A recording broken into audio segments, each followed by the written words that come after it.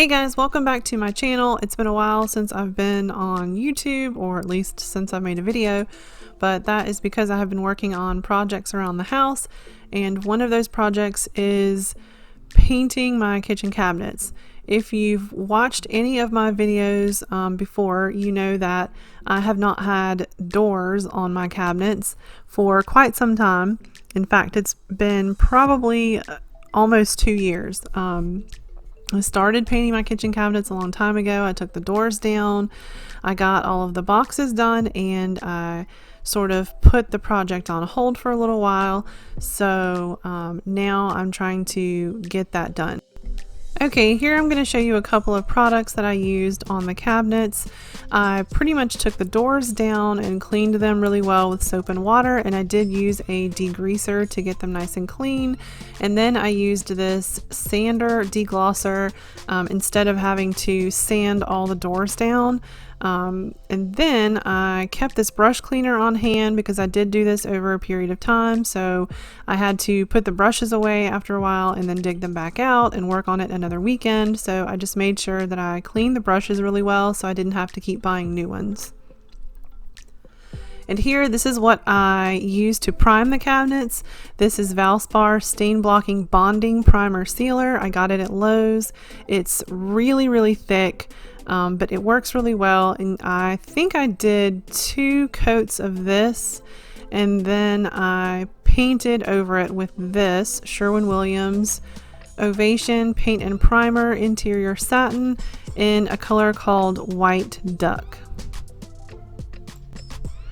I initially planned on buying new hinges for the doors because mine were really old and discolored, but I had a hard time finding the right kind, so I just kept the ones that I had and spray painted them with this Rust-Oleum matte paint and primer, and one in the color Farmhouse Black. And then I just went over it with a clear coat, same brand, but it seemed to work pretty well. You can't really tell that they were kind of a bronzy color before. But I like the way they turned out just fine, and it was so much easier just to use the same hinges that I had. Instead of having to drill new holes for new hinges, this just turned out to be the better solution, and I love the way they turned out. It was so much easier.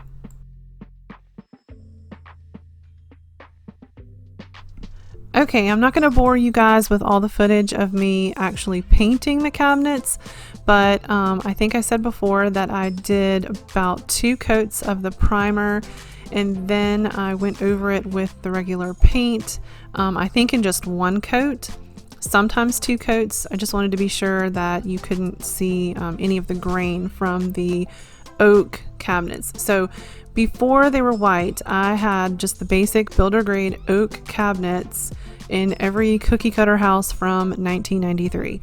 So I love the white. I think it looks so much better, so much more updated. Here's how the hinges turned out. I think they look pretty good as well, a lot better than I expected them to, actually. And then I worked on the hardware. I decided to buy these cups for the drawers in matte black. They're Allen and Roth. I purchased them from Lowe's. They were a little under $4 a piece, and I needed a total of 7, so it was just around $30 to update the cabinet drawers. And I am planning on buying knobs to go on the actual doors, but that will be done at a later time. I'm just going to wait until I get all the doors back on, because for now I've only finished the doors that go to the bottom cabinets.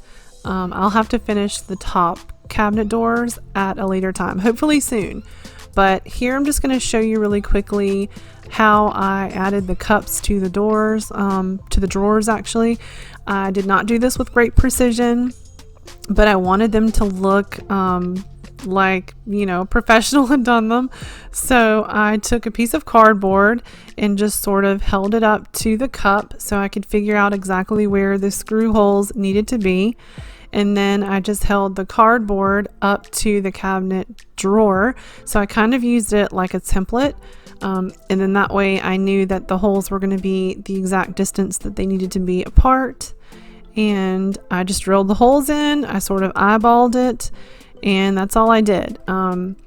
They aren't perfect, but from far away you can't really tell, so I'm totally happy with how it turned out.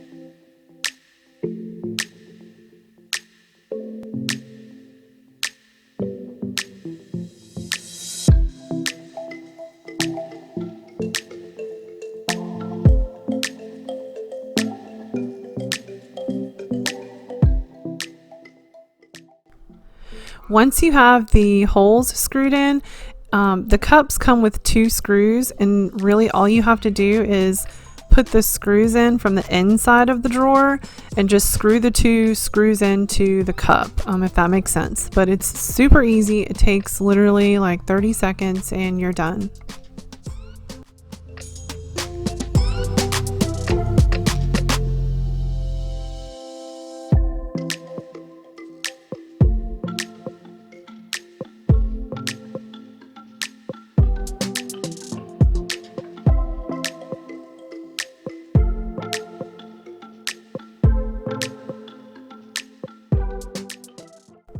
And this is how it turned out, and I think they look so great.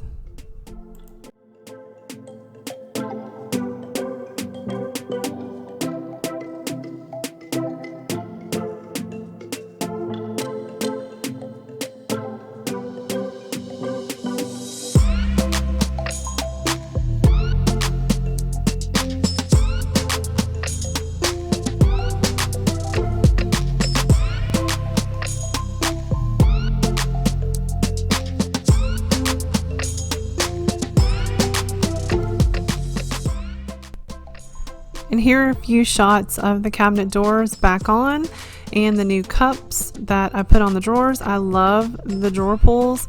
I think they look great. I really debated doing the matte black on the white cabinets.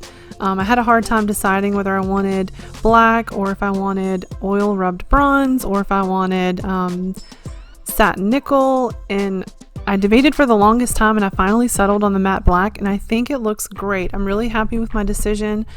So I still have to do the top cabinets, but like I said, that will come at a later date, and then hopefully my kitchen will feel like a kitchen again. It has been so cluttered for the longest time because you can literally see everything in the cabinets, but now you cannot, only the top ones.